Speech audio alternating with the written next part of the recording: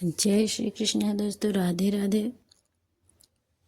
दोस्तों, जैसे कि आप लोग को पता होगा 1 फरवरी को माघी पूर्णिमा है। तो इस दिन माघी पूर्णिमा के दिन सत्यनारायण की कथा सुनना बेहद ही शुभ माना जाता है।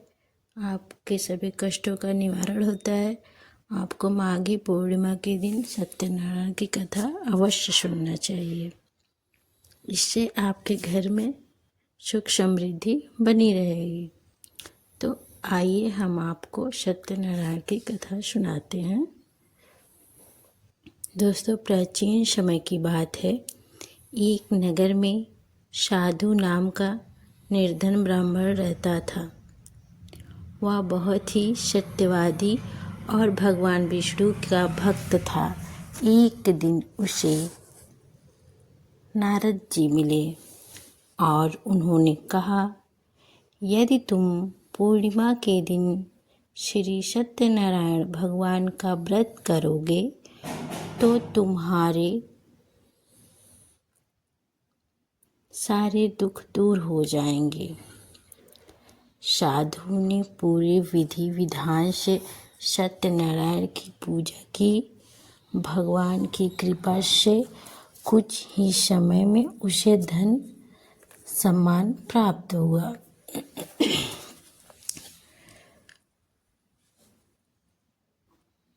उसी नगर के राजा उल्लाखमुख भी यह कथा सुनकर प्रभावित हुआ। उन्होंने भी पूर्णिमा के दिन श्रद्धा से सत्यनारायण पूजा के राजा के राज्य में सुखी शांति और समृद्धि फैल गई। और आइए हम आपको सत्यनारायण की दूसरी कथा सुनाते हैं। एक व्यापारी ने भी संतान प्राप्ति की कामना की। उसके भी कोई संतान नहीं था, तो उसने भी पूर्णिमा के दिन सत्यनारायण व्रत किया।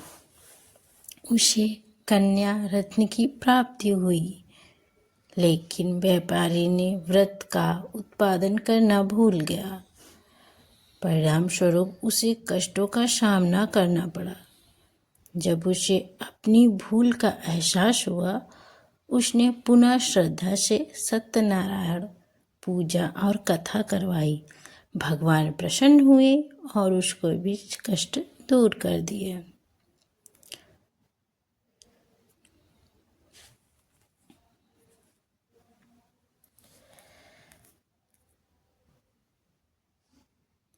आइए हम एक गांव के गरीब की कथा सुनाते हैं सत्यनारायण की। एक गांव में एक अत्यंत गरीब व्यक्ति रहता था।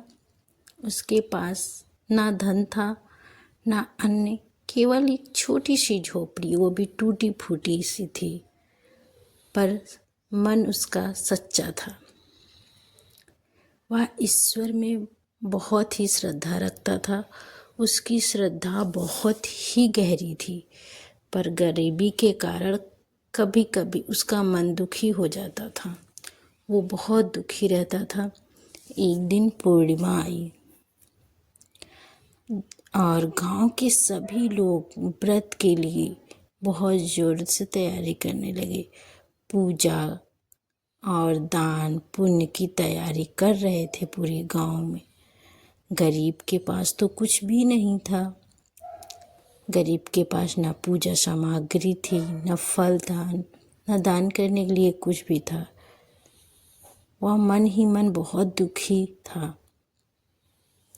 वह मन ही मन दुखी होकर बोला प्रभु से, हे प्रभु, मेरे पास कुछ नहीं है, फिर भी मैं आपको कैसे याद करूं। तो वो जब रात हुई तो वो सो गया और उसी रात चांदनी फैल रही थी। गरीब ने स्नान किया, उठकर साफ कपड़ा पहना और खुले आकाश के नीचे बैठकर चंद्रमा को साक्षी मानकर सच्चे मन से भगवान का स्मरण किया। उसने कहा, हे प्रभु, मेरे पास देने को कुछ नहीं है। उसी रात उसके जीवन में बदलाव आया।